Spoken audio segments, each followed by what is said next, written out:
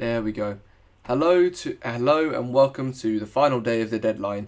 Basically, this video is about 3 minutes long and it's just me explaining my work and what I've been doing.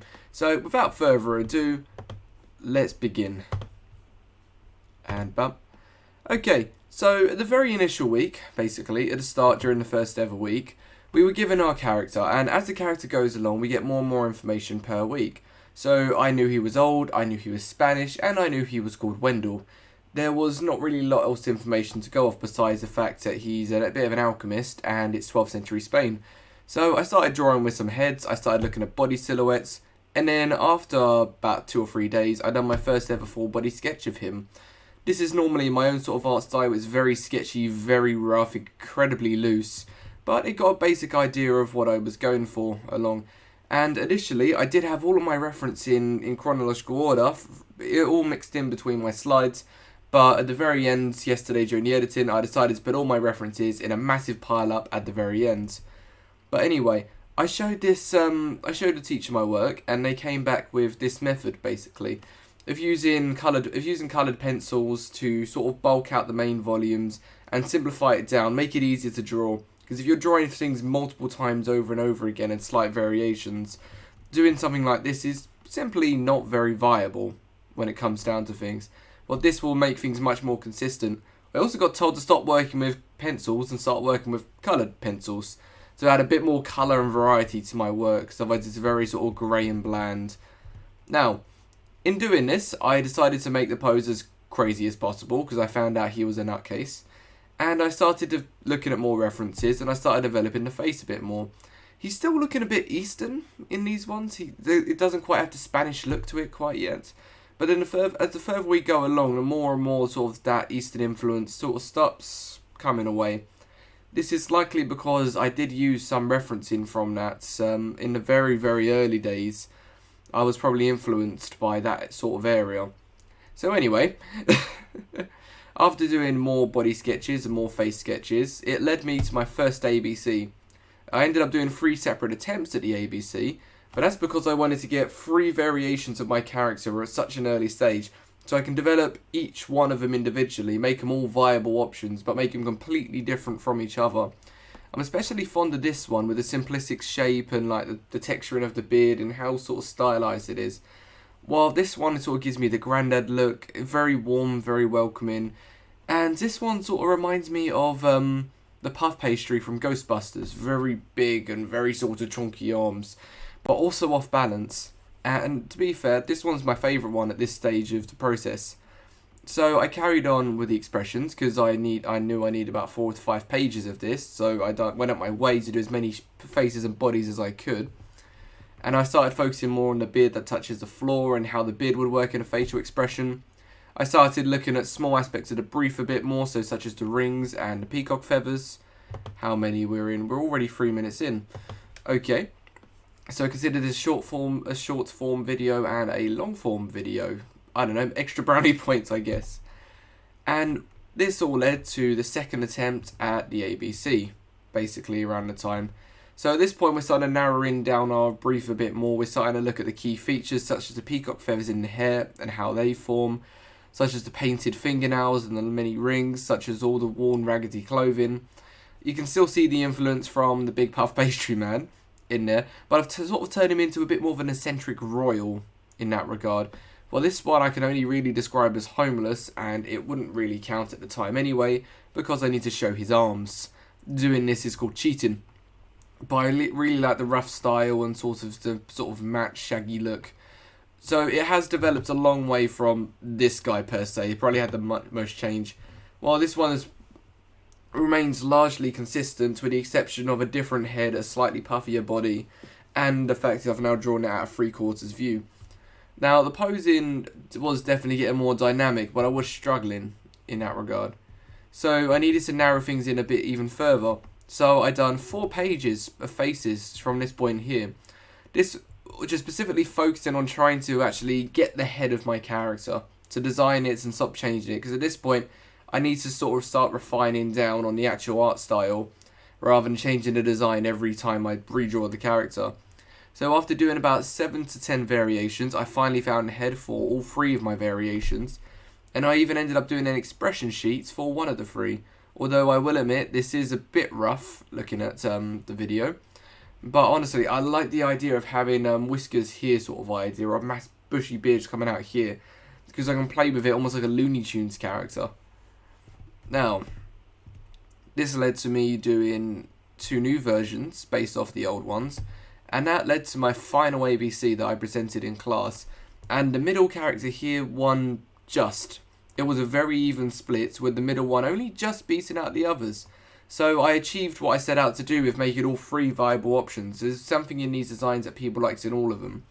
Although I will admit, in terms of needing to improve, the actual birds on these 2 are very minimal. They're basically just an outline. And this one is very hastily done. So what I need to do really, if I was to do this again, is I would put more time into the actual bird, the raven, and then lost my train of thought there. I put more time into the raven and do a bit more development of that. And because of that, the next thing I immediately did was start developing the bird, because that was the main bit of feedback from these ones, how this was undeveloped. So I done 2 pages of potential birds. I found out it was dead for decades, and he spoke philosophy with it. So I started very, very simple, or this simplistic design. This one was a bit more nastier than this one, just from looking at the facial expression. And I eventually let it down to 2 potential designs, basically. Very similar in concepts. One influenced the other, sort of idea. One's much smaller and more composed, while the other one is much more powerful. This one got the rib cage on the spine coming down and the rib cage on the back, while this one has the rib cage coming forwards. And the wings are ever so slightly different as well. And then the beak, this beak and head's much more complex, but that won't be easy to draw, but has a tuft coming out. So there's a lot of minor variations in that 7 minutes in. I'm really going to have to try to shorten this down in a re-record. So anyway, later down the line, I then took these designs and I sort of spliced them together to create something new. So I took a lot more of the detail. I kept the spine coming down on this one. I even started adding more of the neck bones in, and I looked more closely at the referencing and more skeletal structure of an actual raven, and how the wings actually fall rather than just going for generic sort of eagle wings. And to be fair, this one has a lot more personality. It's a bit cheekier, a bit craftier, and I even got the peacock feather in from our main character, Wendell.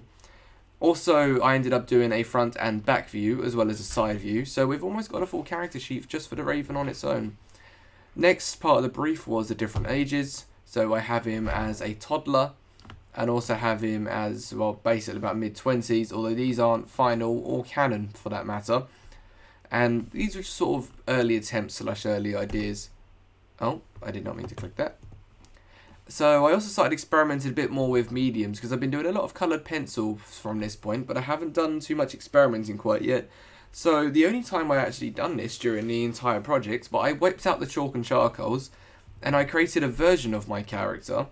So I made him huge and big and bulky, and I like the flowing robe sort of idea, and also the peacock feathers sort of coming out of these massive swooshes. And a lot of these design traits I actually bring forth in developing my character even more. But yeah, it was the issue with chalk and charcoal was incredibly messy. It was incredibly sort of brittle almost, and it rubs very easily, which you can see just from all of here. And you lose a lot of the highest amount of contrast as well. It goes grey over time. So anyway, I carried on with these age variations. So I'd done them as a young kid, getting a bit more sort of dopey soppiness in there. Although I still wasn't too quite happy with it. So what I'd done is I then reintroduced the actual pencil back into the projects. And with a combination of pencil and coloured pencil, I was able to create 4 variations I was happy with. So we've got baby, child, man in his 40s, and a man in his 50s, well, a man in his 50s. Now, the thing is with this one, I quite like these more because there's a lot more connection with the design. Now, basically, I made the eyes green to stand out from a lot of the warm colours. Looking at a lot of referencing from alchemists, this is definitely on and working. Looking at a lot of referencing from other alchemists, they wore a lot of browns, a lot of orange and yellow and reds. Some of them wore blue as well, just judging by other people's artworks and interpretations. Of course, there's no photos back from 12th century Spain, so there's not too much I can do in that regard. So I had to work off any sort of influence I could find. And I quite like the idea of warm colours because it goes more into his jolly nature and sort of a bit nuttiness and a bit energetic and vibrant. So I ended up creating my final character, and then I worked back with the ages, which is why there's such a big difference in the previous designs. Because this one here is actually the closest to what I ended up redesigning my character as. Because after the ABC variations, not only did I develop the Raven, but I also developed Wendell himself, and at this point we had all of the Wendell briefs. And not only that, I actually got the Raven. Considering our Wendell is now about 30 years younger, the Raven himself is actually alive now. It's been decades past, so the Raven is still currently alive. And the average age span for a Raven was about 13 to 15 years. So I only really had about a 10-year window that I could draw him in. Wendell in this one looks very different, particularly. He might even be able to get away with about 30 in this one, 40. Bit more of the farmer's treatment. But then in the 10 years prior to that, we start seeing the peacock feathers being introduced in. We start seeing the Persian robe with the constellations in a little less tatty than what I ended up doing the final design in. As well as the idea of the Raven actually being on top of his head in the peacock feathers like a nest, which according to the brief has to be on his shoulder in the character one, which meant it was the age design that I actually got to play around with this idea that I wanted to do. Character sheets and more. So I done more expressions based off the design I done for my character. So now that I already had the new redesigned heads, basically, I started focusing more on the expressions and how to make him expressive, so I got 6 proper expressions of that. I also started focusing more on the actual body, the clothing of the character. So I have no less than 6 variations over here of different beard styles, different body styles in neutral posing. Just to finalise sort of the design of what I was going for. And you can see the influence from the second one in there being big and pudgy and jolly. But definitely leaning more into the old and ancient side.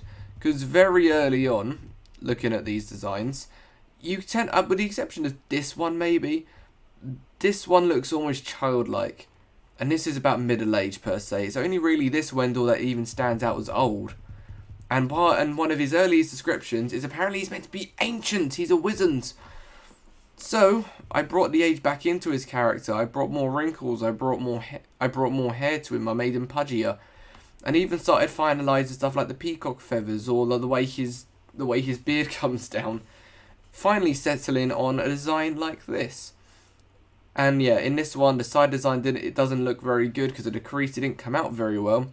So I ended up redrawing the side design over here. It was especially this feet feedback I got because I made it look like he had a peg leg from where he was facing.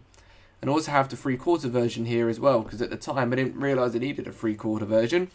So we've now got front, back, side and 3/4. And that was only the first attempt at the character sheet because I then got that and started experimenting with acrylic paints. Now, paint is very different to pencil. It's much looser. It's less firm. Pencil, you've got individual lines. Paint is just sort of splodge. Best way I know how to describe it. It's harder to do form, but it's much easier to do lighting and shading. And basically, it's really good texture when it comes down to a lot of this stuff. I also wanted to show my understanding of colour, so I took a photo of my palette as well as the actual paints I used in order to make Wendell himself. And you see a lot of the warm colours I was talking about with the red and the green to more stand it out better. Red and yellow sort of blend very well together, especially with orange. And then the green is great just to capture the eye and capture the attention.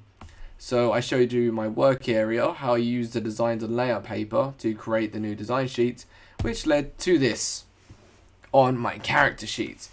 Now, this was actually many bits of paper more or less overlapping each other, rather than having one massive paper that I drew him out, Wendell by Wendell.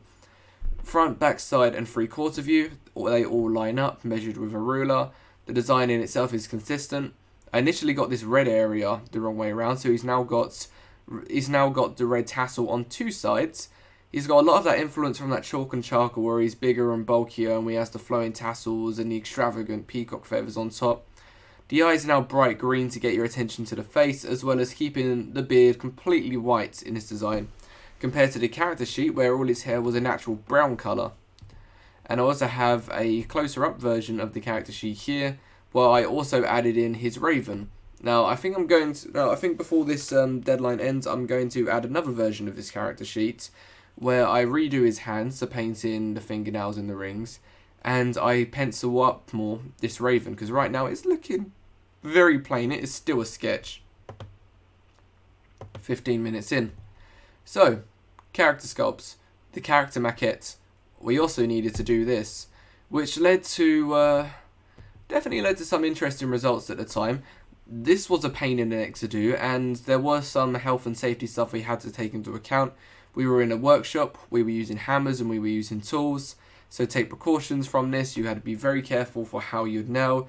You couldn't be stupid with this. You'd have to be very careful, very precise, and respect the tools you were using.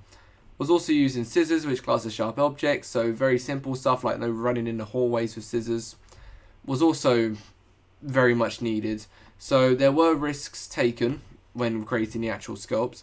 However, they were calculated and we had precautions in place to make sure we didn't injure ourselves.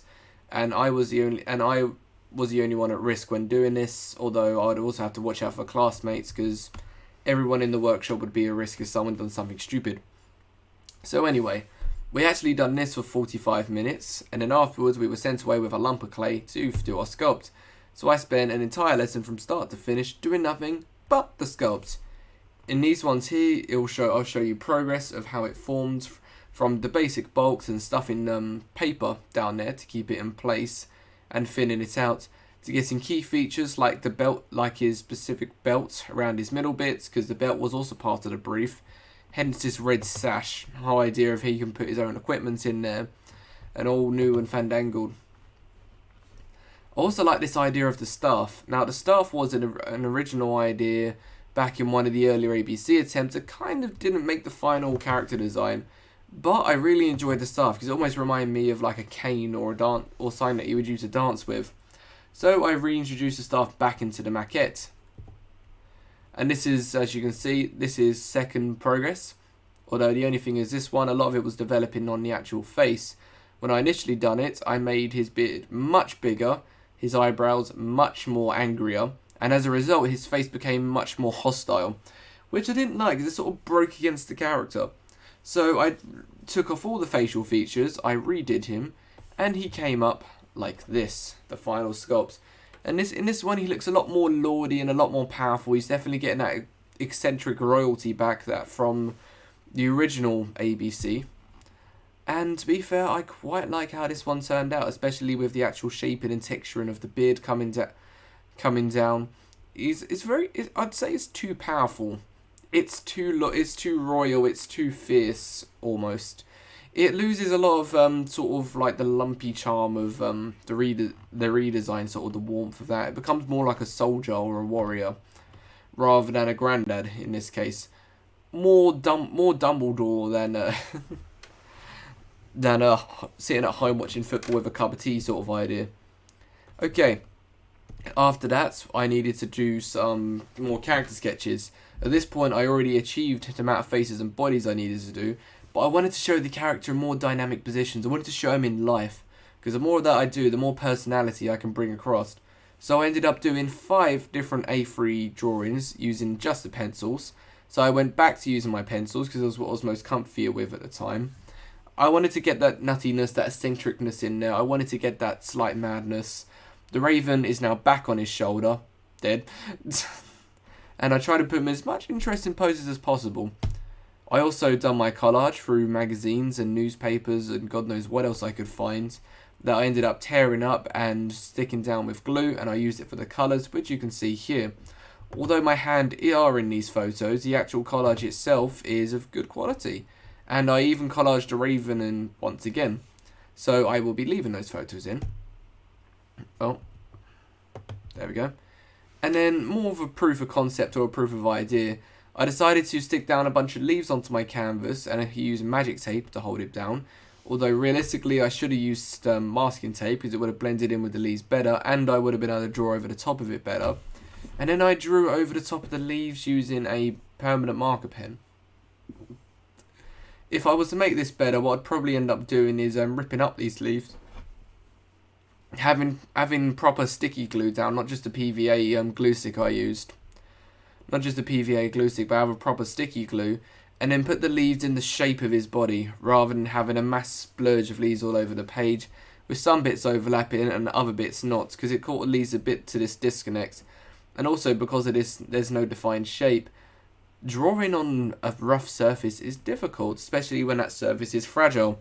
So, although I like the idea, it didn't come out very well in my opinion, but there's a lot of room for improvement if I had more time. So these are the other character sketches on the A3 Part 2. Well, I've done them in 4 separate poses using the pencil sketch. And now, although it's not uploaded yet, I then proceeded to do them again in different poses. And you can't see, not really on these ones, but I went over the top using different coloured biros to give it a bit more of a defined shape, because once again I was leaning back, I was going back into that messiness I had in the originals. There we go. And not only that, I decided to use different coloured biros for different emotions. So this one, for example, is very blue, it's very cold, and this is him in more of a sort of a scared / cautious pose on top of that. While this one, I use a lot of red, I use a lot of fiery colours, a lot of energetic colours, and I was able to create something a bit more sort of energetic and sort of, hurrah, I am here. Going back into sort of that power idea, and even the Raven sort of like in almost like an attack position. And then we got him in purple as well, in that royalty colour, in that rich colour. And as you can see, it's him on the move, basically, in a sort of almost jog or a massive strut, with the Raven looking very concerned. You know, and that's probably one of my favourite poses, or a bit more dynamic. There we go. Now I'll go back to here. This is the long form version. There will be a short form version as well. So this I'll just end up uploading to YouTube after. Environment design.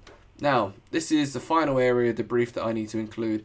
I've done the sculpts, I've done the age variations, I've done the ABC, I've done the group presentations that I needed to do. I've got him in dynamic positions, and I've got enough head and faces to last a lifetime. Although there should be more, although I could include more. So, the environment design. I initially started off with the classic pencil, because it's what I'm most familiar using. And I created 4 variations of different rooms, basically, based off like blacksmiths and stables and very sort of old architecture. The idea, I wanted to capture that 12th centuryness in a lot of what I was doing, whilst also getting that laboratory vibe. According to the brief, he was in the edge of a stable with a big table and some complex equipment and books strewn everywhere around the area. So we got from the circular design up here, which would have been difficult to do in a right perspective, to having him working in an entire what almost looks like a blacksmith area. But although the issue with these two is that his back was facing to the camera, and I weren't too fan of that. We also got some smaller sketches here about certain things I could fill my scene with, as well as a new composition with him facing the front of the camera in order to solve this, and a big arch coming out to show the outside more, because it was set during the summer at turning nighttime, basically. Now, this is what I focus on in the end. I decided to zoom in much closer to the character to make the character the focus of the room and act as a focal point. And then these arrows in basically is where things should direct more, per se. Because the table's right in front of the character, so let's have the character look towards the table. Because right now he's looking down in its very bottom corner, and there's not really anywhere you can go, you're sort of trapped in. But if I lead his eyes this way, he's got much more room to explore. And then I could also have the shelving on the back and the cobbled wall on the front and the beams coming down the side to show it's more of stables. And putting it more into this corner, or focusing the camera much more into this tiny area, makes it more cramped and gives it sort of that more homelier feel. But it also basically shows a bit more stable to it. It means I can focus more on the character and how he interacts in the environment, rather than the environment itself. So this led to a new design. I took that idea, and I essentially flattened the perspective. I put the camera front facing, put the character on the rule of thirds, and then put the table in the middle. Now this was layout paper, and this was a rough sketch. This was a rough sketch done. So some areas of this are incredibly light compared to other areas which are much darker. and we was getting more brief as we was going along. There was 3 information brief for this one. So there were two rats under the equipment sleeping. There was Wendell, who was now drunk, so I closed his eyes and I made him relax. Man's in his 70s, so he's not exactly going to be going out partying and clubbing. If he's going to get drunk, he's going to be a bit more chill about it. And then I started adding a bit more areas of information that weren't quite there before. So I added like baby birds or younger ravens. Considering this one's been dead for a long time, I wanted to add some younger variations as well, because Wendell and the raven's been dead for decades. Wendell's at the end of his life. He's very, very old now. So what I wanted to show is I want to show new life in there. I wanted to show the birds interacting with the rats that are around the area. And some of these rats were even domesticated, because I decided to, in the later designs, to add the peacock feathers to them as well. So almost carrying on the torch sort of idea. With lots of weird and wonderful equipment and alchemical going on in the background. Now using this, I actually went back. There was also now a concerned donkey looking onwardsly at him, which sort of came out of nowhere, but there we go. So coming out the one window that I had in my scene, I put a very concerned donkey there. This one looks almost like he was laughing, so I redrew him, and now it looks very sort of concerned, as in a "what are you doing" sort of idea, as well as more texture into the actual wood. There we go. And now I've actually got progress shots, which led to this version of the drawing, which is much more clear cut, much more defined, and much more consistent in terms of its actual shading.